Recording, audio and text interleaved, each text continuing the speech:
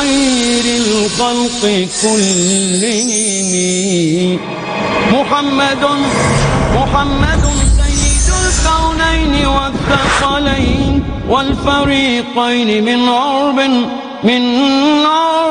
ومن عجم هو الحبيب الذي ترجى شفاعته. السلام علیکم ورحمۃ اللہ وبرکاتہ. وعلیکم السلام ورحمۃ اللہ وبرکاتہ. الحمد للہ رب العالمین والصلاة والسلام علی رسولہ الکریم وعلی آلہ وصحبہ اجمعین ومن تبعہ بإحسان الی یوم الدین. اما بعد. بلوغ المرام علامہ ابن حجر عسقلانی رحمۃ اللہ علیہ کی شرح آفاق کتاب حدیث کے حوالے سے اس کا سلسلہ ہم نے شروع کیا، اور گزشتہ اس کا پہلا جو باب ہے کتاب الطہارہ اور اس کے چند ابواب پر کچھ بات چیت ہوئی تھی، اسی کے اعادے کے طور پر کہ اس میں پانی کے متعلق کچھ باتیں بتائی گئی تھیں کہ بنیادی طور پر پانی پاک و صاف سمجھا جاتا ہے، اس سے وضو کریں، نہائیں، آدمی اس کو استعمال کرے، یہ سب چیزیں درست ہیں. لیکن بعض حالات میں پانی ناپاک اور نجس ہو جاتا ہے جس کو آپ وضو وغیرہ کے لیے استعمال نہیں کر سکتے. پانی کب نجس ہوگا؟ اگر پانی تھوڑا ہوگا تو اس کو تو آپ کوئی بھی نجاست بھری چیز اس میں گر جائے تو پھینک دیں گے، لیکن اگر پانی زیادہ ہوگا، 2 قلے یعنی 2 مٹکوں سے زیادہ پانی ہوگا، تو پھر اس کے لیے کنڈیشن بتائی گئی، شرائط. آپ میں سے کوئی بتائے پہلے کہ کب پانی ناپاک ہوگا؟ جی شیخ، اس کی 3 صورتیں ہیں. اگر پانی کا رنگ تبدیل ہو جائے، یا پھر اس کا سواد تبدیل ہو جائے، یا پھر اس کی خوشبو میں تبدیلی آ جائے. ان تینوں میں سے کوئی ایک یا پھر تینوں اگر تبدیل ہو جاتے ہیں تو پانی کو ناپاک کہا جائے گا. تو اس پانی سے آپ وضو یا طہارت وغیرہ نہیں کر سکتے. ٹھیک. اور اگر کتا جو ہے، کیونکہ عام طور پہ پھرتے رہتے ہیں کتا کسی برتن میں منہ ڈال دے تو اس کا حکم کیا ہے، جو اس سے پہلے ہم نے ذکر کیا تھا؟ کوئی اس کا جواب جی آپ دیں گے؟ جی شیخ، اگر کتا کسی برتن میں منہ ڈال دے تو وہ نجس ہو جاتا ہے. رسول اللہ صلی اللہ علیہ وسلم نے اس برتن کو دھونے کا طریقہ بتایا کہ اس کو 7 مرتبہ دھویا جائے گا، اور پہلی مرتبہ مٹی سے دھویا جائے گا. ماشاء اللہ. اور بلی کا کیا ہے؟ بلی اگر چھو لے برتن کو یا پانی کو تو وہ نجس نہیں ہے، وہ چیز پاک ہے. ہاں، بلی کو نجس نہیں کہا گیا. تو ہم یہاں بات کر رہے تھے مکھی کے حوالے سے. شریعت اس سلسلے میں کیا کہتی ہے؟ اس سلسلے میں ایک باب باندھا گیا ہے کہ اگر مکھی کوئی مشروب میں، پینے کی چیز میں گر جاتی ہے، اگر تو وہ چیز گرم ہے، مکھی پھٹ گئی ہے، تو وہ چیز آپ کی ضائع ہو جائے گی، یا پانی پینے کا جو برتن ہے اس میں آپ پھینک دیں اس کو، یا اس کو استعمال نہ کریں. لیکن اگر مکھی زندہ ہے اور ٹھنڈے مشروب میں گری ہوئی ہے تو اس کو کیا کرنا چاہیے؟ نبی کریم صلی اللہ علیہ وسلم نے جو ارشاد فرمایا، جس کو اس میں ذکر کیا گیا، اذا وقع الذباب في شراب احدكم فليغمسه ثم لينزعه فإن في احد جناحيه داء وفي الاخر شفاء.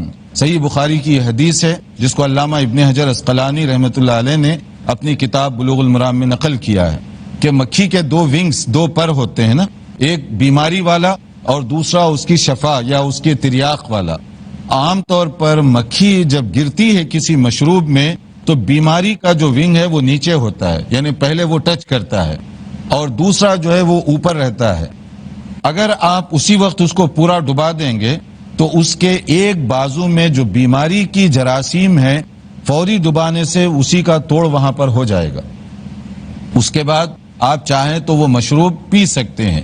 اب یہ ایک ایسی حدیث ہے جس کو بنیاد بنا کر بعض لوگوں نے بہت زیادہ کرٹیسائز کرنے کی کوشش کی کہ پتہ نہیں کیسے دین ہے، کیسی شریعت ہے. مگر اللہ کا دین بہت سلامت دین ہے. نبی صلی اللہ علیہ وسلم کوئی بات اپنی طرف سے نہیں کہا کرتے جب تک کہ وحی نہ آ جائے اللہ تعالیٰ کی طرف سے. تو یہ بھی گویا وحی کی روشنی میں ہے. بعض لوگوں نے مختلف انداز سے تحقیقات کی تو ان کو واقعی سمجھ میں آیا کہ مکھی کے واقعی دونوں بازوؤں میں خاصیت الگ الگ ہے. ایک میں نقصان اور بیماری کی، اور دوسری میں اس بیماری کا تریاق رکھا گیا ہے. تو اس لیے حدیث میں جو بات کہی گئی سائنٹیفکلی اس کو کئی جگہوں سے پروف کیا گیا. تو یہ مکھی کے حوالے سے یہ بات ہے. اس لیے عام طور پہ گھروں میں یہ مسئلہ پیش آتا ہے تو یہ شریعت کا بڑا سمپل مسئلہ ہے. لیکن مکھی گر کر پھٹ گئی اور پرانی چیز ہو گئی تو پھر اس میں یہ مسئلہ لاگو نہیں ہوگا، اس وقت تو آپ اس کو پھینک دیں۔ اب اس میں ایک اور جو اسی سلسلے میں ایک اور بات بتائی گئی ہے حدیث کے اندر، کھانے پینے کی چیزوں کے حوالے سے، کھانے پینے کی چیزوں کے حوالے سے بتایا گیا کہ 2 مردار ایسے ہیں جن کو ذبح کیے بغیر بھی وہ جائز ہیں، اور 2 خون بلڈ اس سے ریلیٹ کرنے والی چیزیں وہ بھی جائز ہیں۔ اور وہ کیا ہیں؟ ایک تو یہ بتایا گیا ٹڈی کو ذبح نہیں کیا جائے گا، ٹڈی کو کہتے ہیں لوکس، تو اس کو ذبح نہیں کیا جائے گا، یہ ویسے ہی حلال ہے۔ اور اسی طرح سے مچھلی ہے، مچھلی بھی حلال ہے، مچھلی کو ذبح تو نہیں کریں گے، اگر آپ زندہ بھی پکڑ لیں مچھلی کو کچھ دیر کے بعد وہ مر جائے گی، تو مچھلی ہر صورت میں جائز اور حلال ہے۔ اور 2 جو گوشت کے اندر جو چیزیں ہوتی ہیں اس میں خاص طور پر 2، کیونکہ یہ اشکال پیدا ہوا، شک پیدا ہوا کہ یہ کلیجی جو ہے کھائی جا سکتی ہے یا نہیں، لیور، تو نبی صلی اللہ علیہ وسلم نے فرمایا کہ جو جانور حلال ہے مثلا بکری وغیرہ یا گائے، اس کی کلیجی اور لیور آپ کھا سکتے ہیں، جائز ہے۔ اسی طرح سے دوسرا مسئلہ ہے تلی کا، تحال، کہ وہ آپ کھا سکتے ہیں یا نہیں کھا سکتے، تو وہ بھی کھائی جا سکتی ہے، وہ بھی حلال ہے۔ بظاہر دیکھنے میں اس میں لگتا ہے کہ شاید وہ بھی جو ہے خون ہے اس کے اندر، لیکن شریعت نے اس کو جائز قرار دیا، وہ حلال ہے، وہ کھا سکتے ہیں۔ تو مردار میں 2، ایک ٹڈی اور مچھلی جائز ہے، اور اسی طرح سے کلیجی کا کھانا، اس میں کوئی شک و شبے کی چیز نہیں ہے۔ بعض جگہ پر تو لوگ بڑے شوق سے کھاتے ہیں، بعض جگہ ڈاؤٹ کرتے ہیں کہ پتہ نہیں یہ بلڈ ہے یا کیا ہے، کھا سکتے ہیں نہیں کھا سکتے، تو حدیث کلیئرلی بتا رہی ہے کھا سکتے ہیں۔ جب حدیث میں ایک چیز کلیئر ہو گئی، فل اسٹاپ، آپ کو کسی کی کوئی اوپینین کی اب ضرورت نہیں ہے، حدیث کہہ رہی ہے جائز ہے، جائز ہے، بس ختم۔ اسی طرح سے تلی کا مسئلہ ہے، اس میں بھی کہا گیا کہ وہ جائز ہے، تو اس کو بھی آپ کھا سکتے ہیں۔ اسی طرح سے کھانے کے ہی مسئلے میں جس کا طہارت سے بھی بڑا خاص تعلق ہے، اس لیے اس چیپٹر میں اس کو ذکر کیا گیا، گوشت کا وہ حصہ جو جانور کو ذبح کیے بغیر آپ کاٹ لیں تو کیا وہ کھایا جا سکے گا؟ مثلا بکری آپ کے سامنے ہے، بکری کو آپ نے ذبح نہیں کیا، صرف بکری کی ٹانگ کاٹ دی اور وہ پکانا چاہتے ہیں آپ، بڑا عجیب لگتا ہے نا۔ عربوں میں جہالت میں یہ رواج تھا، جاہلی دور میں یہ طریقہ تھا کہ بعض اوقات اونٹ کو اس کے کوئی پیس کو ویسے ہی کاٹ لیتے تھے وہ، اب اس سے جانور کو کتنی تکلیف ہوتی ہوگی، کتنا تڑپتا ہوگا، تو شریعت نے اس کو حرام کر دیا۔ شریعت وہ جانور کا گوشت تو حلال تھا، مگر آپ کا طریقہ یہ غلط ہے، وحشتناک طریقہ ہے، تو شریعت نے اس کو حرام کر دیا۔ شریعت نے اس سلسلے میں یہ حکم دیا کہ ما قطع من البہیمۃ وہی حیۃ فہو میت، ابو داؤد کی حدیث ہے کہ اگر جانور سے آپ اس کو پراپر ذبح کیے بغیر اسلامی طریقے سے کوئی ایک پیس ویسے ہی کاٹ لیتے ہیں، وہ حرام ہو جائے گا آپ کے لیے، جائز ہی نہیں ہوگا، گناہ الگ ہوگا اور وہ گوشت بھی حرام ہو جائے گا، ڈبل آپ کے لیے نقصان ہوگا۔ کہ کوئی آدمی مثلا بکری کو ویسے ہی کاٹ لے اس کا ایک حصہ، تو وہ حرام بھی ہو گیا، گناہگار بھی ہوا وہ آدمی۔ اس کے لیے صحیح طریقہ یہ ہے کہ پراپر اس کو ذبح کیا جائے، ذبح کرنے کے بعد جب وہ ٹھنڈی ہو جائے پھر آپ اس کی گوشت بوٹی وغیرہ کر کے پھر کھا سکتے ہیں۔ تو اس سے آپ دیکھ سکتے ہیں کہ شریعت ان چیزوں کے اندر کتنی رحم دلی کا بھی مظاہرہ کر رہی ہے۔ اب اس کے بعد آئیے برتنوں کے حوالے سے ہم کچھ بات کریں، لیکن یہاں ہم تھوڑی دیر کے لیے آپ کو وقت دے رہے ہیں کہ اگر کوئی چیز ہے جو ابھی تک بیان کیا گیا، اس میں کوئی ایشو ایسا ہے، سوال جو آپ پوچھنا چاہیں، آپ کچھ پوچھنا چاہتے ہیں۔ السلام علیکم۔ وعلیکم جیسا آپ نے آپ کے پچھلے درس میں کہا کہ اگر کبھی پانی کم مقدار میں ہو اور اس میں کبھی نجاست کے بھی گر جائے تو پورا کا پورا پانی پھینک دیا جائے، لیکن بعض مقامات ایسے ہیں دنیا میں جہاں پر پانی بہت کم مقدار میں پایا جاتا ہے اور وہاں پہ ایک ایک گلاس پانی کی بہت اہمیت ہوتی ہے، تو ایسی صورت میں کیا کیا جائے؟ دیکھیے شریعت نے ایسے ہی لوگوں کے لیے ایسے جامع اصول بنایا ہے نا، جو اصول حکمت اور اس کے اندر جو اسباب ہیں، اگر پانی کہیں پر بہت تھوڑا ہے، شارٹیج ہے پانی کا، تو اس میں کیا کریں گے، انہی کے لیے تو یہ مسئلہ ہے۔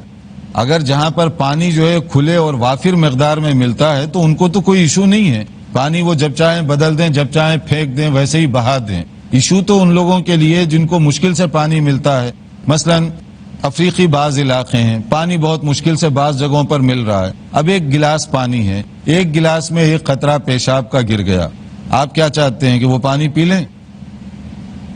شریعت یہی کہتی ہے اگر بہت تھوڑی مقدار میں ہے کوئی نجس چیز گر جائے تو وہ پانی کو بہا دو، اس کو استعمال مت کرو. اور اس میں آپ کے لیے صحت کے اصول کے حساب سے بھی بہت اچھی بات ہے.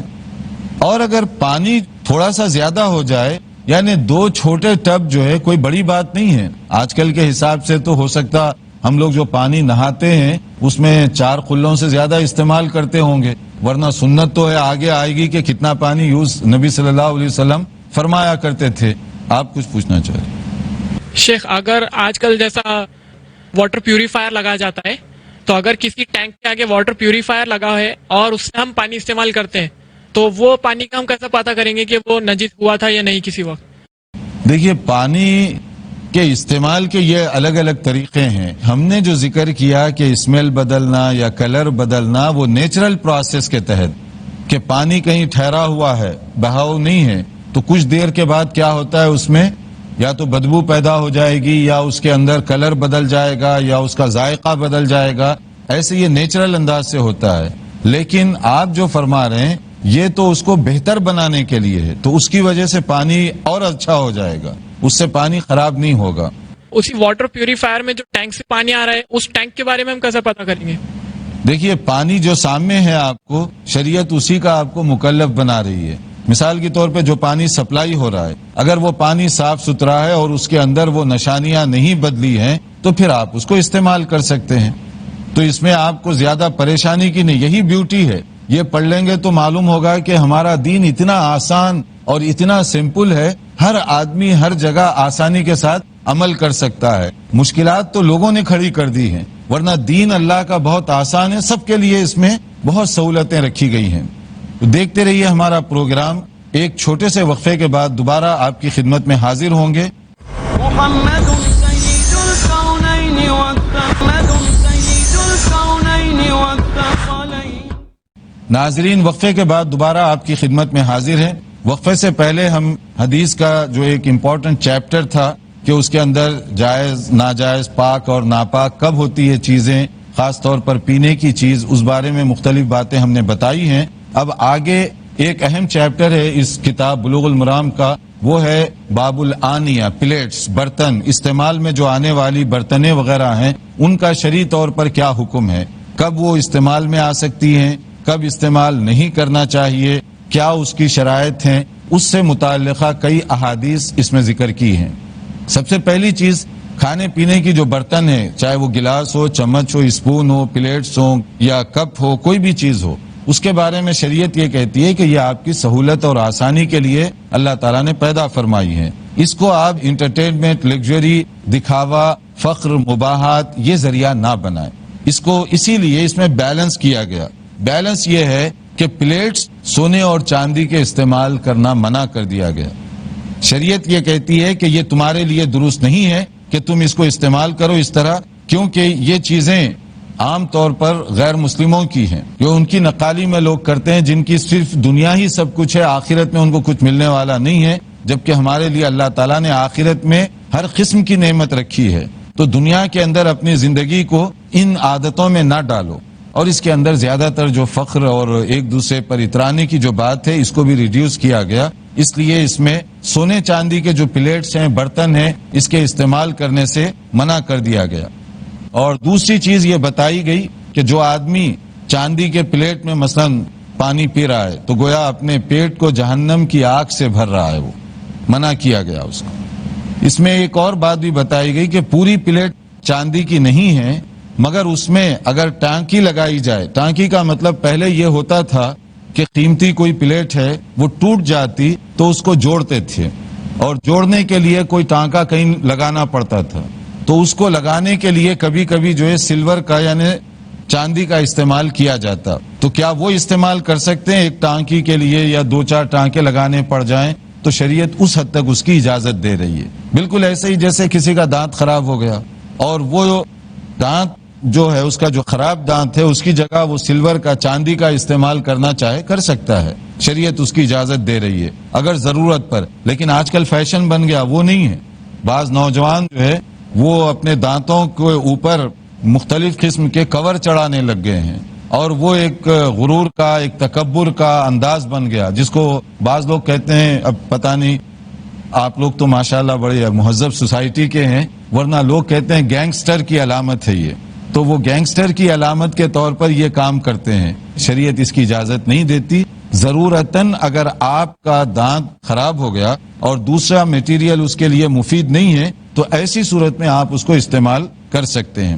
تو سلور کا استعمال لمیٹڈ اس کے لیے کرنے کی اجازت دی گئی. اس سے زیادہ آپ کریں گے تو وہ چیز جو ہے درست نہیں ہوگی. اس میں مسئلہ واضح ہو گیا. چاندی اور سونے کے بارے میں جیسے فرمایا گیا لا تشربوا فی آنیۃ الذهب والفضة ولا تأکلوا فی صحافها وَإِنَّا لَهُمْ فِي الدُّنْيَا وَلَكُمْ فِي الْآخِرَةِ. صحیح بخاری اور مسلم کی حدیث ہے کہ سونے اور چاندی کے پلیٹ میں نہ کھاؤ، کیونکہ یہ غیر مسلموں کے لیے سب کچھ یہی دنیا میں ہے اور تمہارے لیے اللہ تعالیٰ نے آخرت میں رکھا ہوا ہے، تو تم آخرت کا انتظار کرو اور یہ جو قیمتی چیزیں ہیں ان کو مفید مقصد کے لیے استعمال میں لاؤ. اب اسی چیپٹر میں ایک اور چیز ہے چمڑا، لیدر، اس کے حوالے سے کہ لیدر کا استعمال کیسے کیا جائے گا، کب کیا جائے گا، کیونکہ آج کل یہ کوسچن بہت عام ہوتا ہے.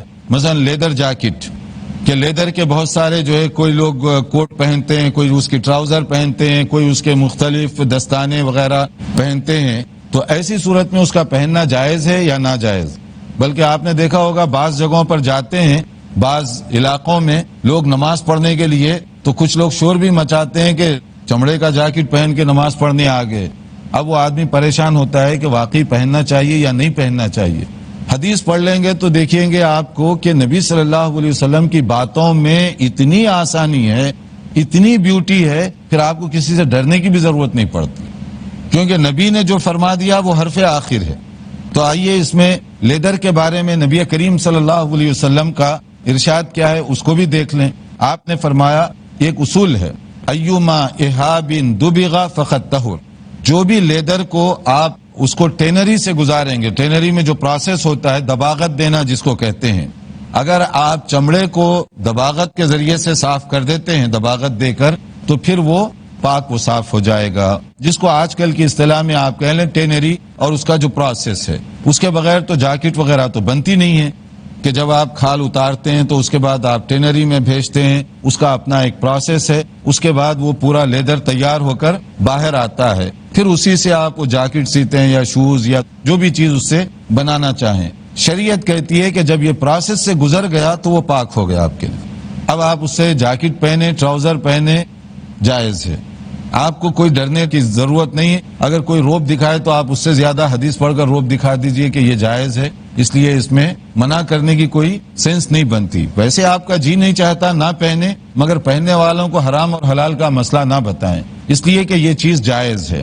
اب یہاں ایک ہے کہ کون سا لیدر، لیدر تو کئی جانوروں کے ہوتے ہیں، تو اس میں سمپل اور آسان یوں سمجھیے ہر وہ جانور جس کا گوشت ہم کھا سکتے ہیں جائز ہے، ان تمام جانوروں کا جو لیدر ہے اس کی جیکٹ پہنے وہ پہن سکتے ہیں. اس میں تو بعض علماء نے تو یہاں تک بھی کہا ہے کہ وہ بھی جانور اس میں آ جائیں گے جن کا گوشت کھانا منع ہے، مگر اگر ان کا چمڑا صحیح طور پر دباغت دی گئی وہ بھی پاک ہو جائے گا چمڑے کی حد تک. لیکن میجارٹی اور اکثریت علماء کی رائے یہ ہے کہ جو جانوروں کا گوشت کھانا جائز ہے وہ چمڑا ٹھیک ہے، قطع نظر اس بات سے کہ وہ جانور اسلامی طریقے سے ذبح کیا گیا یا نہیں کیا گیا. بکری کا چمڑا ہے تو اس کی جیکٹ بن رہی ہے، مگر وہ بکری ذبح ہوئی یا نہیں ہوئی ہمیں اس کو معلوم کرنے کی ضرورت نہیں ہے. گائے وہ کیسے ذبح کی گئی تھی، کس نے ذبح کیا ہے، اس کی ریسرچ کی ہمیں ضرورت نہیں ہے، وہ جائز ہے، شریعت اس کی اجازت دے رہی ہے. اس میں ایک اور بات یہ بھی ہے کہ اگر وہ جانور مر گیا، مثلا بکری مر گئی ذبح کیے بغیر، تو اس بات کی اجازت ہے اگر آپ چاہیں تو اس کی کھال اتار کر اس کو جو ہے ٹینری بھیج سکتے ہیں اور اس سے کوئی بھی چیز استعمال میں لا سکتے ہیں، حالانکہ وہ مر چکی ہے. ایک مرتبہ ایسے ہوا کہ نبی کریم صلی اللہ علیہ وسلم گزر رہے تھے، وہاں آپ نے دیکھا کچھ لوگ بکری کو کھینچ کر لے جا رہے ہیں مردار. تو آپ نے فرمایا کہ اس کا اگر تم چمڑا اتار لیتے تو فائدہ ہوتا. تو انہوں نے کہا یہ تو مر چکی ہے. تو آپ نے فرمایا لیکن اس کے چمڑے کو اگر دباغت دے دو تو وہ پاک ہو جائے گی. تو اس سے مسئلہ یہ بھی معلوم ہوا کہ آپ کو مینوفیکچرر کے بارے میں معلوم کرنے کی ضرورت نہیں ہے کہ وہ انڈسٹری کس کی ہے، مسلمان کی ہے، غیر مسلم کی ہے، سینے والے کون ہیں، ان چیزوں کی بھی ضرورت نہیں ہے. شریعت نے اس سلسلے میں بہت گنجائش رکھی ہے. یہ چیز واضح ہو گئی. اگر اس میں اگر آپ کو کوئی بات کرنی ہو تو آپ پوچھ سکتے ہیں کوئی سوال اگر اس سلسلے میں ہے. شیخ میرا آپ سے یہ سوال ہے کہ جس طرح آپ نے بتایا کہ بہت سے نوجوان جو چاندی کے دانت استعمال کرتے ہیں صرف دکھلاوے کے لیے، تو اگر چاندی کے دانت انہوں نے استعمال کیے ہیں اور اسی حالت میں اگر ان کا انتقال ہو جاتا ہے، اور اسی طرح سے بہت سے لڑکے اور لڑکیاں آنکھوں میں لینس استعمال کرتے ہیں، تو اگر ان کا انتقال ہو جاتا ہے تو اس کے بعد اگر نکالنا بھول گئے تو اسی کیا ہوگی شکل؟ ماشاء اللہ، اگر کوئی اس طرح کی چیزیں استعمال کرے اور اس کا انتقال ہو جائے تو مرنے کے بعد کیا کریں گے ان چیزوں کا؟ تو دیکھیے پہلے زندگی کے مسائل حل کر لیں گے تو پھر اس کے بعد مرنے کے بعد تک ہم جائیں گے انشاءاللہ. مرنے کے بعد کے جو حالات ہیں وہ آنے والے ہیں، تو زندگی کے اندر آپ اس کو پہلے سمجھائیے کہ بھائی اللہ تعالیٰ نے یہ فیشن کے لیے جائز نہیں رکھا ہے، ضرورت کے لیے. کبھی ہوتا ہے کہ بعض لوگوں کے دانت اور مسوڑے ایسے ہیں کہ اگر ان کو کوئی دوسرے میٹیریل کا آرٹیفیشل دانت لگائیں تو وہ خراب ہو جاتا ہے. ایسی صورت میں وہ سونا یا چاندی جو ہے بطور علاج کے استعمال کر سکتے ہیں. میں نے اسی لیے کہا بطور فیشن کے منع ہے. تو جو لوگ زندگی بھر غلط کرتے رہے، مرنے کے بعد آپ نکال دیں گے تو نکل تو جائے گا وہ، لیکن گناہ کا جو حصہ ہے وہ تو نہیں نکال سکتے آپ. گناہ ان کے ساتھ قبر کے اندر چلا جائے گا کیونکہ انہوں نے ایک نافرمانی کی تھی. تو اس لیے جو خواتین ہیں، مرد ہیں، جو بھی اس طرح کریں ان کو زندگی میں ہی اپنے آپ کو ٹھیک کرنا چاہیے. جی اور کوئی بات آپ کچھ پوچھنا چاہیں؟ کیکڑے ہوتے ہیں کریبس، کیا وہ اسلامک شریعت اسے اپنا کھانے کی اجازت دیتی ہے کیا نہیں؟ ماشاء اللہ، دیکھیے ابھی تو ہم ریڈی ہو رہے ہیں ہاتھ دھو کر، کھانے کا مسئلہ تو بعد میں آئے گا. تو آپ نے بڑا اچھا ذکر کیا کہ اس میں ابھی آپ نے جو حدیث سنی ہے کہ نبی کریم صلی اللہ علیہ وسلم نے سمندر کے سلسلے میں جو یہ فرمایا ہے تو وہ جائز اور حلال ہے. اگر طبیعت چاہے تو آپ کھا سکتے ہیں اس کو. یہ اپنی طبیعت اور چوائس کی بات ہوگی انشاءاللہ تعالی. یہاں پر چونکہ ہمارا وقت ہو رہا ہے تو یہ سوالات کا سلسلہ یہاں پر روکنا ہوگا. ہم کوشش کریں گے کہ آئندہ لیکچر میں زیادہ سوالات لیے جائیں، اور اسی طرح ہماری دوسری بھی کوشش ہے چونکہ حدیث کی یہ بڑی اہم کتاب ہے، اس کا زیادہ سے زیادہ حصہ ہم کور کریں. والسلام علیکم ورحمۃ اللہ وبرکاتہ. مولاي صل وسلم دائما أبدا على حبيبك خير الخلق كلهم محمد سيد الكونين والثقلين والفريقين من عرب ومن عجم هو الحبيب الذي ترجى شفاعته هو الحبيب الذي ترجى شفاعته بكل هول من الأهوال مقتحم. مولاي صل وسلم دائما